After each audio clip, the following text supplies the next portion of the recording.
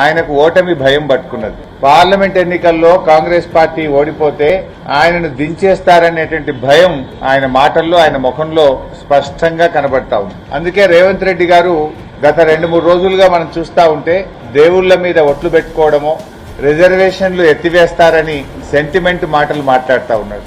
ఆయన ఈ ఎన్నికలు తన పాలనకు రెఫరెండంగా చెప్పినటువంటి రేవంత్ రెడ్డి ఈ రోజు భయంతో సెంటిమెంటల్ మాటలు మాట్లాడు. ఆయన 6 గ్యారంటీల గురించి మాట్లాడతలేడు. ఎన్నికల సమయంలో ఇచ్చిన 420 హామీల గురించి మాట్లాడతలేడు.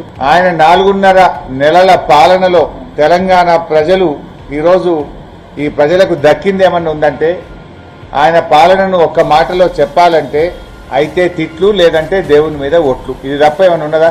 ఏ ఊరికి పోతే ఆ దేవుడి మీద ఒట్టు పెట్టి ప్రజల్ని మరోసారి మాయ చేసే ప్రయత్నం చేస్తున్నారు రేవంత్ రెడ్డి గారు. ఎందుకు?